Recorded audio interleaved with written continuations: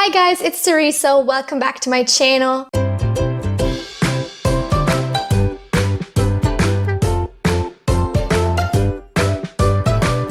In today's video, I'm going to be talking about my most disappointing books of the year 2019. This just means that for these books, I had very different and a lot more positive expectations, but in the end, the result just wasn't at all what I wanted. The first book is God's Grave by J. Kristoff. This is the second book in the Nevernight trilogy, and I reread Nevernight this year and gave it 5 stars again because to me it is the perfect fantasy book. It follows this girl who trains to become an assassin and things go wrong, and it's just really fun. It's really just like completes all of my expectations, like ticks off the list of everything I want in a good fantasy novel. And so obviously I had very high expectations for the sequel. Unfortunately, they were not met. I'm trying not to spoil anything, so I'm gonna stay quite vague, but this second book goes into a very different direction. The setting is very different from the first book, and essentially this book to me feels like one and the same fight over and over and over again with like slight alterations, but at the end of the day, not that interesting. I don't like some of the actions the main character takes. I don't like the direction that her personality and like her story is taken into. I don't like the way the relationship develops in this one because to me it seems very much out of the blue and completely unfounded. So at the end of the day, I still gave this 3 stars. I think it's still a good book, but I mean, this was kind of the reason I didn't end up reading Dark Dawn, because I just wasn't having that good of a time reading God's Grave, unfortunately. And I had very different expectations for it. I wanted very different things from it and just didn't get them. For the next book, I actually read an arc, which was pretty cool. I won this in a giveaway by the author, who is somebody whose writing I really enjoy typically. So I was kind of sad when I didn't love this one, and that is Dark Shores by Danielle L. Jensen. Danielle L. Jensen is the author of the Stolen Songbird trilogy, which is still to this day one of my favorite fantasy series ever. It is so perfect in my eyes. I love everything about it. I've reread it a million times. No, 3, but still. And I just didn't love this one. In this book, we followed this kind of pirate queen called Tariana, and her people are basically the only ones who can communicate between the 2 empires, or like the 2 halves of the world. Like they're the only ones who can traverse from the east to the west and back, so they're the only people that can communicate and whatever.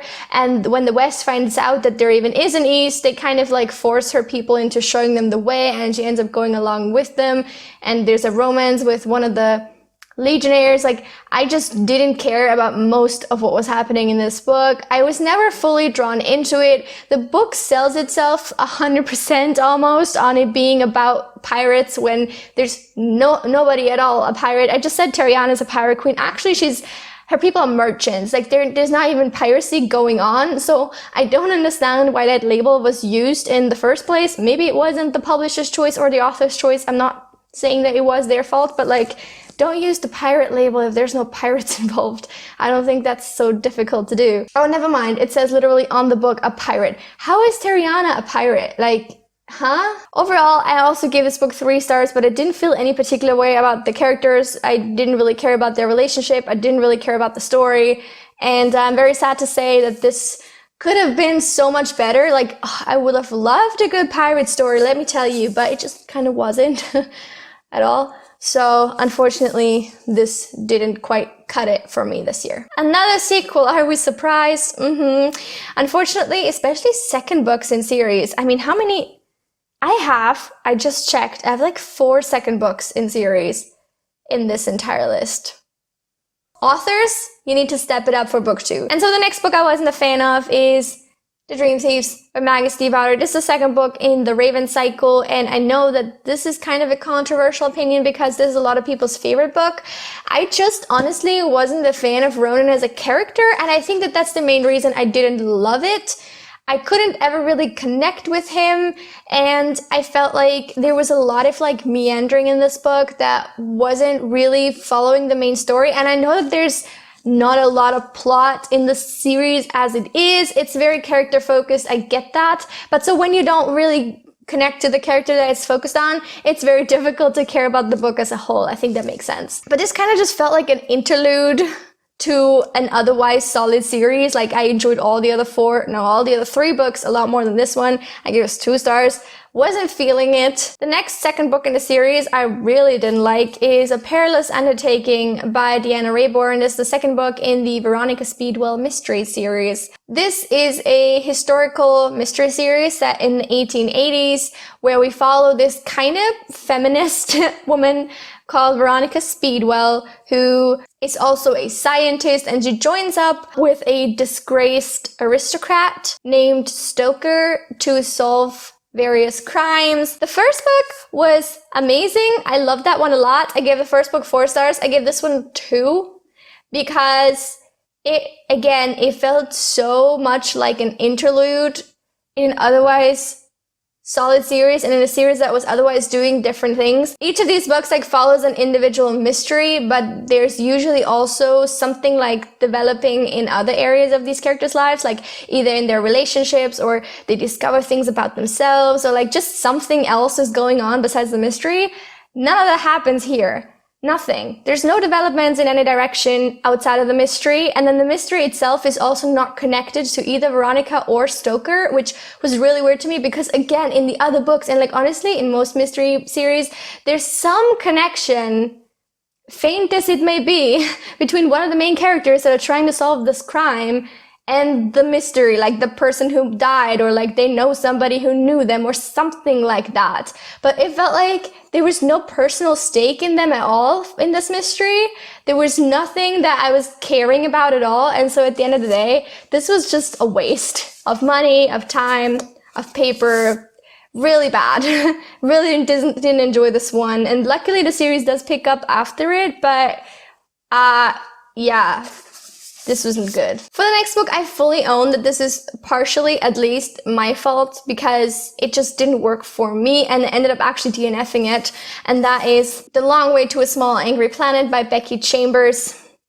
The thing is with this book, I feel really sad to say, like, I love the idea of it and the concept of it. That's the same thing. But basically, this is set in the futuristic sci-fi world where all of humanity is basically taken to space, and it's just set in this like huge society of like different alien races, and it tackles a lot of very interesting issues and topics that could come up if such a world was to ever exist. Basically things like speciesism and, you know, purity ideals and like, I don't even know, all that stuff that we deal with on Earth already between different races and cultures, taken to the nth degree in space with other species that are just as sentient and just as intelligent or even more intelligent than we are as humans. So it talks about and discusses so many fascinating topics, and I just wish I could have kept reading just for that.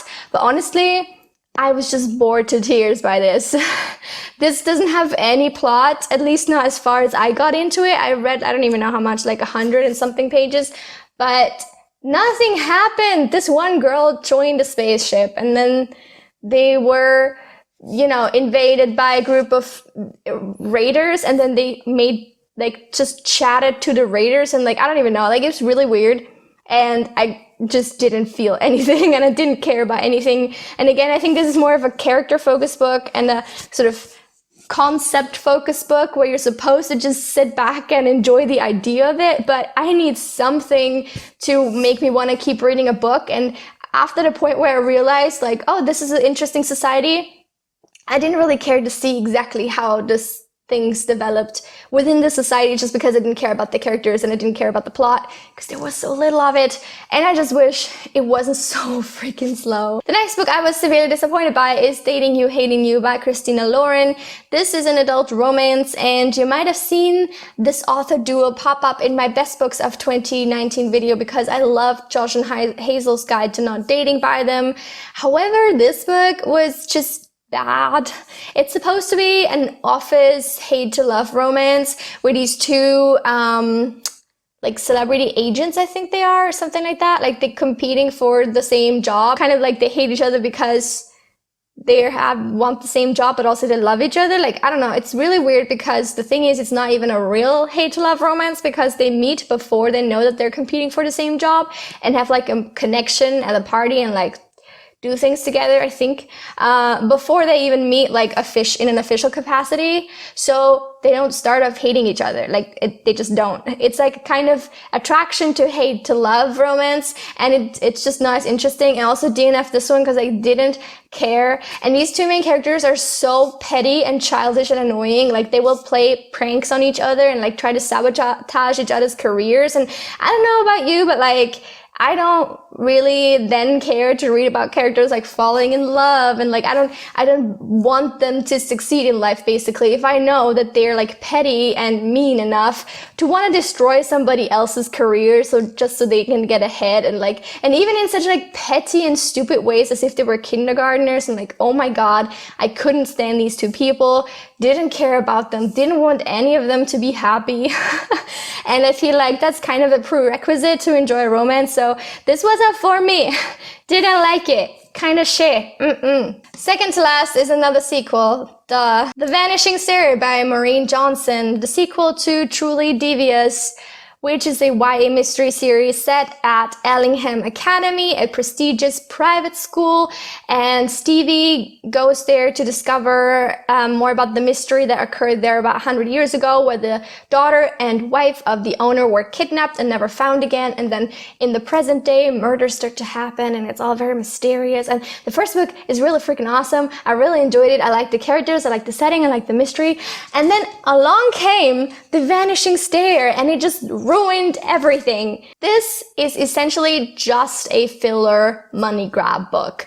The first third of it or so is spent wrapping up events that were supposed to be wrapped up in book one. Like there's a lot of discussing the ending of the first book, a lot of pondering, a lot of dealing with the fallout, and none of it's particularly interesting or adds anything to anything. Then there's just a lull where nothing happens, and then basically the entire plot of the book happens in the last 100 pages. It's way too rushed. A lot of revelations come up and you don't even have time to really process them before the next thing comes along. And Stevie, as the person that you're supposed to sort of be discovering these things alongside with, has all these hunches that immediately turn out to be right, and there's never a moment of suspense or where you're just like, oh my god, which could it be?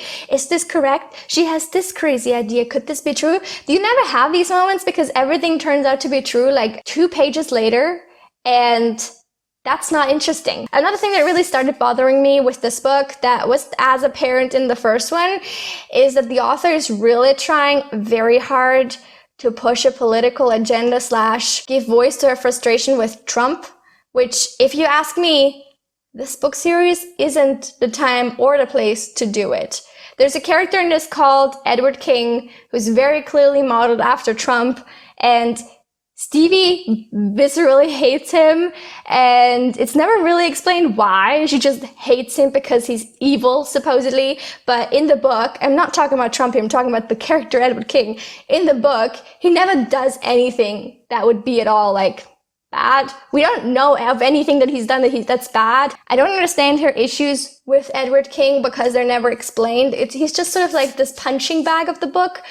This mysterious devil that we're just gonna call evil, but not actually explain what he did wrong. He's a politician. That's all we know about him. If you can't tell me one single thing that he's done that's supposedly so evil, then I'm sorry, I don't believe that he's evil. There just isn't anything there. So it's very frustrating. I feel like if you're gonna discuss politics, at least do it in an interesting and informed way, and in a way that adds anything at all to the story, and not like this. And the final book I'm going to talk about today, I actually talked about already at length in a video, which I will link in the cards and you can go check it out. But that is, unfortunately, Muse of Nightmares by Laini Taylor.